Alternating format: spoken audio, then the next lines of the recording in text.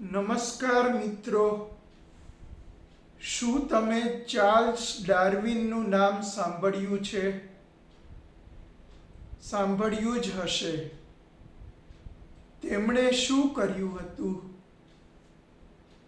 તેમણે the theory of ઇવોલ્યુશનની શોધ કરી હતી. શું તમે આલ્બર્ટ આઇન્સ્ટાઈનનું નામ સાંભળ્યું છે? તેમણે શું કર્યું હતું? તેમણે ધ થિયરી ઓફ રિલેટિવિટીની શોધ કરી હતી.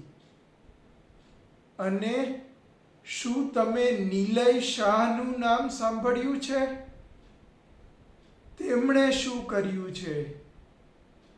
તેમણે ધ થિયરી ઓફ હ્યુમન લાઈફની શોધ કરી છે. જી હા મિત્રો, મેં નિલય શાહે ધ થિયરી ઓફ હ્યુમન લાઈફની શોધ કરી છે. The theory of human life એ માનવ જીવનના બધા પાસાઓની સમજણ આપતી એક સંપૂર્ણ થિયરી છે. તેમાં માનવ જીવનના કુલ 128 પાસાઓનો સમાવેશ થાય છે, જે માનવ જીવનના દરેક પાસાને આવરી લે છે. માણસ દુનિયામાં સૌથી બુદ્ધિશાળી જીવ છે, પરંતુ માનવ જીવનને સમજવાની કોઈ એકીકૃત પદ્ધતિ નથી. શિક્ષણમાં જીવન જીવવાની કોઈ વૈજ્ઞાનિક માર્ગદર્શિકા નથી. અને વ્યક્તિ કેવી રીતે આદર્શ માણસ બની શકે એની સ્પષ્ટ સમજણ પણ નથી. આ પરિસ્થિતિમાં the theory of human life માનવ જીવનને સંપૂર્ણ રીતે સમજાવતો એક સર્વાંગી અને વૈજ્ઞાનિક તથ્યો પર આધારિત એવો વિચાર માર્ગદર્શક સિદ્ધાંત છે, જે માણસના જીવનના 128 પાસાઓને સમજીને જીવનને શ્રેષ્ઠ, સંતુલિત અને આદર્શ બનાવવા માટેનો માર્ગ બતાવે છે. આમ the theory of human life એ એક કમ્પ્લીટ હ્યુમન લાઈફ મોડલ છે.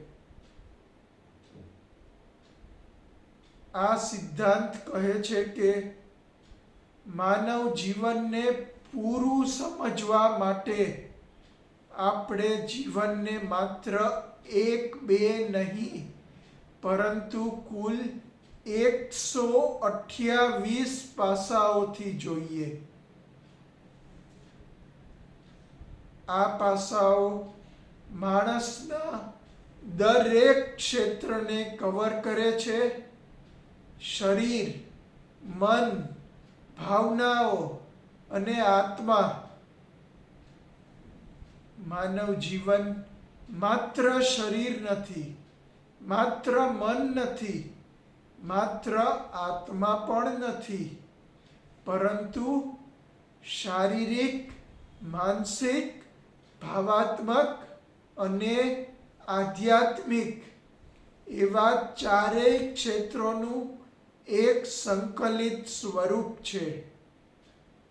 આ તમામ ક્ષેત્રો સાથે મળીને માણસના સ્વભાવ, વર્તન, નિર્ણયો અને જીવનની ગુણવત્તા નક્કી કરે છે. આ 128 પાસાઓ માણસના જીવનમાં શું સુધારવાની જરૂર છે અને કેવી રીતે સુધારવું એ અંગે સ્પષ્ટ માર્ગદર્શન આપે છે.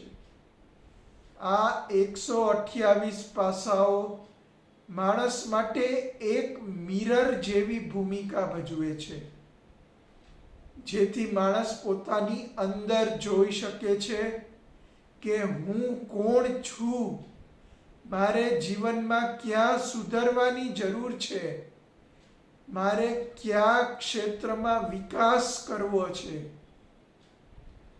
આ પાસાઓ માણસને મદદ કરે છે પોતાની શક્તિઓ ઓળખવામાં, પોતાની કમજોરીઓ સમજવામાં, જીવનના તમામ ક્ષેત્રમાં સંતુલન મેળવવામાં, આદર્શ જીવન જીવવાની દિશા સમજવામાં અને અંતે એક પૂર્ણ જાગૃત અને આદર્શ માનવ બનવામાં.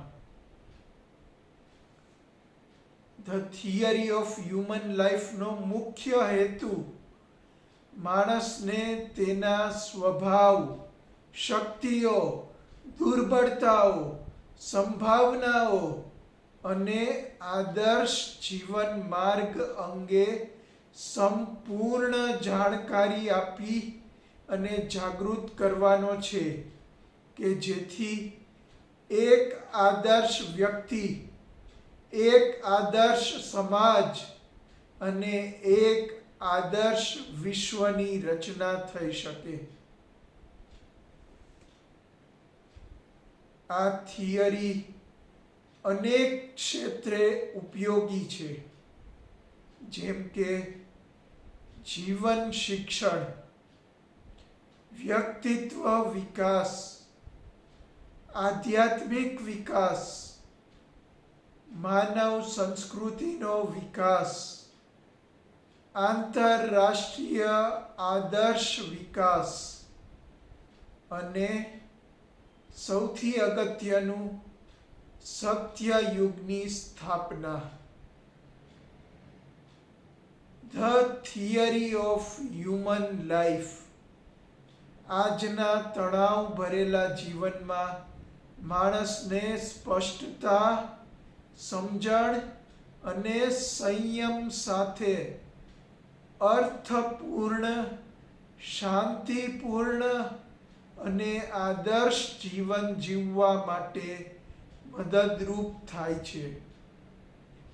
આ સિદ્ધાંત માત્ર થિયરી નથી, પણ જીવનને જીવવાનો એક સંપૂર્ણ માર્ગ છે.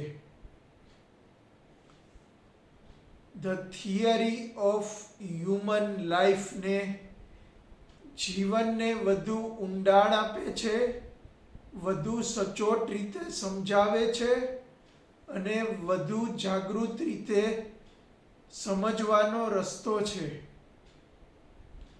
તે માણસને ત્યાં લઈ જાય છે જ્યાં તે બનવા ઈચ્છે છે, શારીરિક રીતે તંદુરસ્ત, માનસિક રીતે તેજસ્વી, ભાવનાત્મક રીતે સંતુલિત અને આધ્યાત્મિક રીતે ઉન્નત.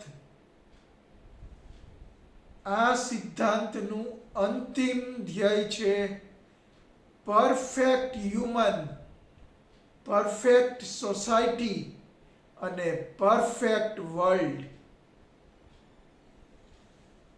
The theory of human life મારા પિરામિડ રૂપી 4 પ્રોજેક્ટ્સમાંનો બેઝ પ્રોજેક્ટ છે.